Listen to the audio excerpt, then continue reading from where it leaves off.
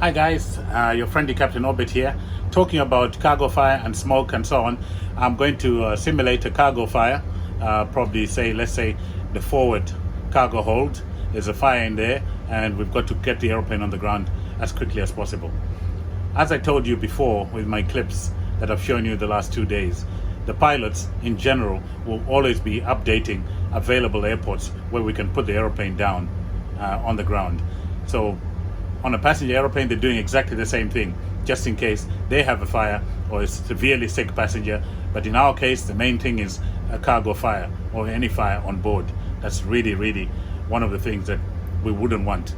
Even if there isn't a fire, severe smoke can cause problems for the pilots, passengers, and so on board an aircraft. So I'm going to simulate a cargo fire that is non-extinguishable, and we're going to go through the procedure and let's see what we get. I've placed the aeroplane at 10,000 feet. We're going into Melbourne, and I'm going to simulate a cargo fire, let's say in the forward cargo hold. Okay, and then we'll see how to handle the electronic checklist on this. So let's have a look. I've got the page already selected here. So I'm on the page. I'm going to select the cargo fire non-extinguishable. That's the worst one, of course, that one. And let's make it the forward one. Forward, and we want it now, so I'll execute that, and let's see the warnings we get. Executed. So that's what we get. Fire warning. Fire cargo forward.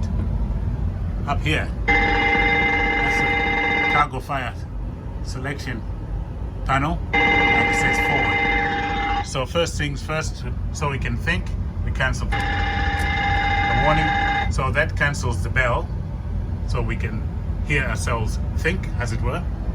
And the next thing is, of course, the pilot flying is going to say cargo fire forward checklist. I'll reach up here, select the electronic checklist. That will bring up immediately the fire cargo forward. So we read it. Condition: smoke is detected in the forward lower cargo compartment. In the meantime, if I was the pilot flying, I'm turning the aeroplane to an available airport that we've already checked the weather as we're going along. I'm already headed that way while the PM is doing the checklist. So let's assume I'm the PM and the PF has already turned the aeroplane and we're headed in an emergency high speed to an available airport that we know is already available, because that's what we've been doing as we've been flying along. Okay, so continue the checklist there. It says there, forward cargo fire, arm switch, confirm, armed. Forward cargo fire switch, confirm, that one there. See that? It changes to armed. And it's confirmed because the other pilot just has a quick look up there to make sure you're pressing the right one.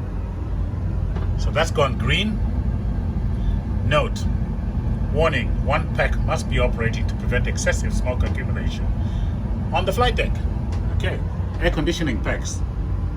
You see it off, and we've still got one pack on. Okay, so do not turn off any pack switches. We won't be doing that. I'll click that. Cargo fire depressurization discharge switch. Push and hold for 1 second. So this cargo fire switch, which is this one here, if I push that, it discharges the fire extinguishers into that forward cargo hold. So I'll push that now. Disc means discharged. You can see a cargo bottle discharge, and it says pack 3, pack 2 off. That's automatic because I armed the forward cargo fire switch. So down here, have we discharged it? I'll press the button here. So that's next page. 256 minutes of fire suppression are available. On the ground, which is not our case, that's why it's in cyan. In flight, which is us, landing altitude switch, push to manual. The landing altitude switch is up here.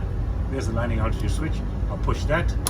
There's no indication there. The only indication you get is that it goes to manual from auto. That's normally auto, goes to manual over here. And it's the same on the 747-400.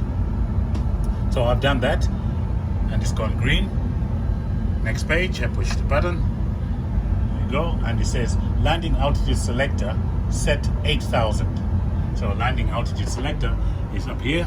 The cabin altitude at the moment is a landing altitude. It's currently 6,300. So it's saying raise the cabin altitude to 8,000. So we reach up here and rotate that. And as I rotate it, if you look at the cabin altitude is going up, I'm going to set 8,000.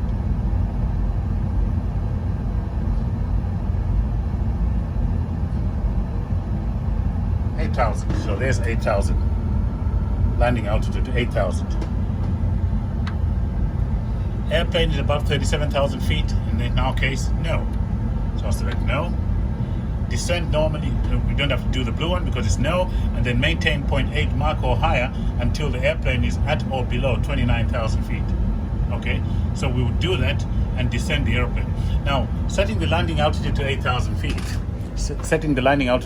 feet, raises the cabin from where it is to a higher cabin altitude, which reduces the amount of oxygen in the air because we're raising the cabin. So that sort of slows down the burning of any fire, if there was anything burning, in fact. So that's why we do that. So we maintain high speed on there, plan to land at the nearest suitable airport.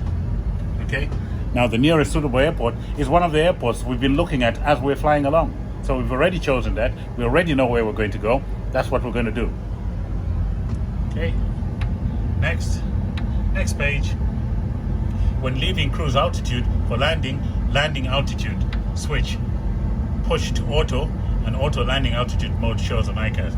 So what's happened is we've raised the cabin for as long as we can to reduce any flame propagation as much as we can, of course, if there is a fire down there.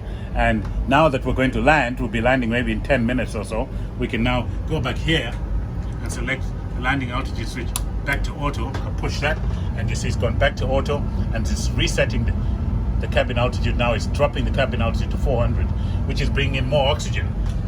But that's fine because we're close to the airport, we're going high speed, we'll be landing by the time the oxygen picks up in the main cabin or in the lower cargo hold. That's the idea, that's the thinking behind that selection of 8,000 feet. And then that's the end of the checklist, pretty much. Is inhibited items there, and preferred warning, inform ground personnel not to open any cargo door after landing until all supernumeraries, crew and passengers, if it's a passenger airplane, have exited.